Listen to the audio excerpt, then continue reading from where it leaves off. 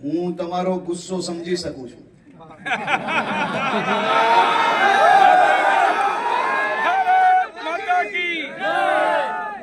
ભૂપેન્દ્રભાઈ પટેલની સરકાર એ તમારી જોડે ઊભી છે.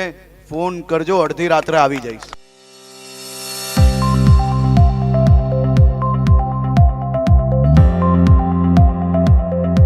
નાયબ મુખ્યમંત્રી અને ગૃહમંત્રી હર્ષ સંઘવીના ઉમરકાભેર સ્વાગતના આ દ્રશ્યો વડગામના છે. એ વડગામ જ્યાંથી જિગ્નેશ મેવાણી છેલ્લી 2 ટર્મથી ધારાસભ્ય છે. એ મેવાણી જે છેલ્લા કેટલાક સમયથી દારૂ ડ્રગ્સના મુદ્દે હર્ષ સંઘવી પર સતત પ્રહારો કરી રહ્યા છે.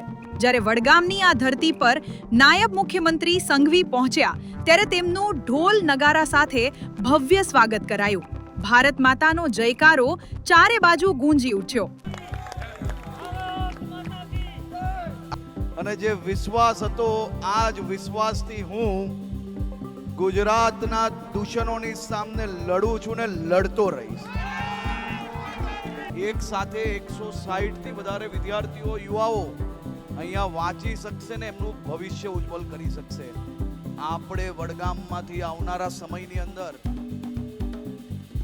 આપણા દીકરા દીકરીઓનું ભવિષ્ય ઉજ્જવળ થાય તે માટે એક પછી એક આવી વ્યવસ્થાઓ જે કરીએ છે ને, આ વ્યવસ્થા તમે લખી રાખો. આ પુસ્તકાલય આવનારા દિવસોમાં અનેક લોકો DYSP, deputy collector, police inspector, સરકારી નોકરીઓ અને વિદેશમાં બનવા અને બનીને મોટા મોટા ઉદ્યોગપતિઓથી લઈને બધું બનવાનું કારણ એ તમારી આ પુસ્તકાલય થવાની છે. જાણે અહીંની પ્રજાએ જ મેવાણીને અરીસો બતાવી દીધો હોય તેવા દ્રશ્યો ઉદ્ભવ્યા હતા. સાથે જ વડગામની ધરતી પરથી હર્ષ સંઘવીએ નામ લીધા વગર વિરોધીઓને જડબાતોડ જવાબો પણ આપ્યા. આમ બનાસકાંઠામાં જઈને હર્ષભાઈ સંઘવીએ વિકાસની વાતો થકી જિગ્નેશ મેવાણીના વિરોધને ઠંડો પાડી દીધો છે. વડગામમાં નાગરિકોએ ખભે બેસાડી હર્ષ સંઘવીનું કર્યું જોરદાર સ્વાગત. બનાસકાંઠાના વડગામમાં નાગરિકોએ ખભે બેસાડી નાયબ મુખ્યમંત્રી હર્ષ સંઘવીનું જોરદાર સ્વાગત કર્યું હતું. તમામ સમાજના હજારો યુવકોએ હાથમાં તિરંગા અને વંદે માતરમના નારા સાથે હર્ષ સંઘવીનું સ્વાગત કરવા ઉમટ્યા હતા. સરકારી તાલુકા પુસ્તકાલય બાળકોનું ભવિષ્ય બનાવશે તેમ કહીને નામ લીધા વગર કેટલાક લોકો પર હર્ષ સંઘવીએ શાબ્દિક પ્રહારો પણ કર્યા. ગુજરાત પોલીસ તમામ પ્રકારના દૂષણો સામે લડવા મક્કમ હોવાનું અને સૌથી વધારે ડ્રગ્સ ગુજરાત પોલીસે પકડ્યું હોવાનું હર્ષ સંઘવીએ નિવેદન આપ્યું હતું. ગુજરાત પોલીસ એ તમામ પ્રકારના દૂષણો સામે લડવા માટે મક્કમ છે. ડ્રગ્સની વાત કરીએ તો ડ્રગ્સની સામે સૌથી વધુ ડ્રગ્સ પકડવાનું જો સૌથી મોટું કોઈ કામ કર્યું હોય તો ગુજરાત પોલીસે કર્યું. આ વિષય પર સંપૂર્ણ જવાબદારી છે પોલીસની અને એ જ દિશામાં એ લોકો કામ કરી રહ્યા છે, મજબૂતાઈથી કામ કરી રહ્યા છે અને હજી વધુ મજબૂતાઈથી આવનારા દિવસોમાં કામ કરશે.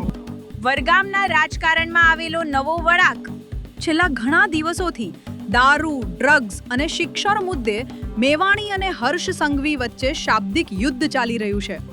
આ માહોલ વચ્ચે નાયબ મુખ્યમંત્રીએ મેવાણીના મત વિસ્તારમાં નામ લીધા વિના મેવાણી પર પ્રહાર કરતા કહ્યું કે આ પુસ્તકાલય કોઈની માંગણીથી નહીં પણ સરકારે સામે ચાલીને તમારા માટે બનાવ્યું છે. દારૂ, ડ્રગ્સના આક્ષેપો સામે સંઘવીએ પુસ્તકો અને શિક્ષણનો જવાબ આપ્યો. શું હર્ષ સંઘવીએ મેવાણીના ગઢમાં ગાબડું પાડવાની શરૂઆત કરી છે? મેવાણીના ગઢમાં સંઘવીનો હુંકાર. એક ફોન કરજો, અડધી રાત્રે આવીશ. જિગ્નેશ મેવાણી સાથે ચાલી રહેલા સંઘર્ષ વચ્ચે નાયબ મુખ્યમંત્રી હર્ષ સંઘવી વડગામ વિધાનસભા ક્ષેત્રમાં પહોંચ્યા છે. વડગામમાં એક લાઇબ્રેરીનું લોકાર્પણ દરમિયાન તેમણે સ્થાનિક લોકોના વિકાસને લઈને સરકારની ઈચ્છા શક્તિ અંગે હુંકાર કર્યો હતો. આ દરમિયાન તેમણે કહ્યું કે એક ફોન કરજો, અડધી રાત્રે આવીશ. હું તમારો ગુસ્સો સમજી શકું છું.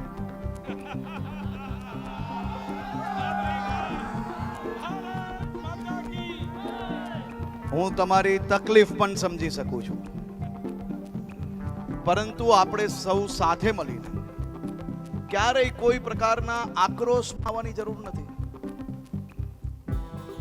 સમાજ જીવનમાં તમારી બધી જ જરૂરિયાતો માટે ભૂપેન્દ્રભાઈ પટેલની સરકાર એ તમારી જોડે ઊભી છે. ફોન કરજો, અડધી રાત્રે આવી જઈશ. તો આપ સૌને ફરી એકવાર બધા જ સમાજના આગેવાનો, મારા બધા જ યુવાન મિત્રો, મારી માતાઓ, બહેનો, તમને સૌને આ પ્રેમ બદલ, આ લાગણી બદલ અને આ આવકાર બદલ આ તમારો દીકરો બે હાથ જોડીને વંદન કરીને આપનો આભાર માનવા માંગે છે. બોલો ભારત માતા કી, ભારત માતા કી. આપની આ તાકાતથી હું ગુજરાતના દુશ્મનો સામે લડી શકું છું. હર્ષ સંઘવી. ગુજરાતના નાયબ મુખ્યમંત્રી અને ગૃહમંત્રી હર્ષ સંઘવીએ આજે બનાસકાંઠા જિલ્લાના વડગામ, પાલનપુર અને ડીસા વિસ્તારોમાં 67,56,000 રૂપિયાના વિકાસ કાર્યોનું લોકાર્પણ કરીને સ્થાનિકોના વિકાસ પ્રત્યે સરકારની સંકલ્પના પુનરાવર્તિત કરી હતી. સંઘવીએ ભાવુક અવાજમાં કહ્યું, આપની આ તાકાતથી હું ગુજરાતના દુશ્મનો સામે લડી શકું છું.